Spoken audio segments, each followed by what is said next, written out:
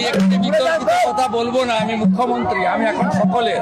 আজকের ভিডিওতে আমরা এমন একটি বিষয় নিয়ে কথা বলবো যা এখন পশ্চিমবঙ্গের রাজনৈতিক ও সামাজিক মহলে বেশ আলোচনা তৈরি করেছে।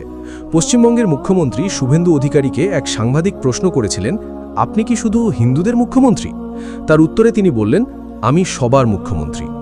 এই কথাটা অনেক মানুষকে অবাক করেছে, কারণ আগে রাজনৈতিক ভাষণে তাকে অনেক সময় হিন্দুদের পক্ষ বেশি নিতে দেখা যেত, কিন্তু এখন তিনি হিন্দু মুসলিম সবার মুখ্যমন্ত্রী হওয়ার কথা বলছেন।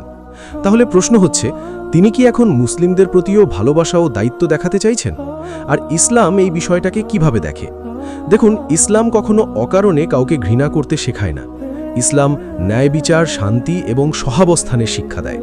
পবিত্র কুরআনে আল্লাহ বলেন, কোনো সম্প্রদায়ের প্রতি বিদ্বেষ যেন তোমাদেরকে ইনসাফ থেকে বিরত না রাখে।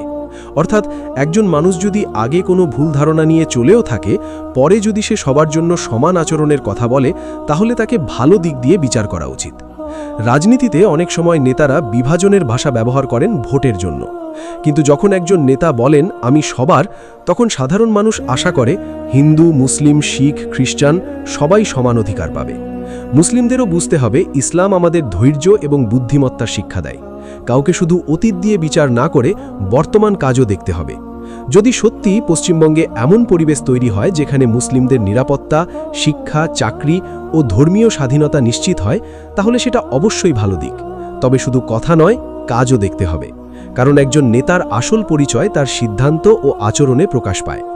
আজকের এই বক্তব্যের পর অনেক মুসলিম মানুষের মনেও নতুন প্রশ্ন তৈরি হয়েছে। সত্যিই কি রাজনীতির ভাষা বদলাচ্ছে, নাকি এটা শুধুই ভোটের রাজনীতি? আপনার কি মতামত? আপনি কি মনে করেন একজন নেতা সত্যি সবার হতে পারেন? কমেন্টে অবশ্যই জানান।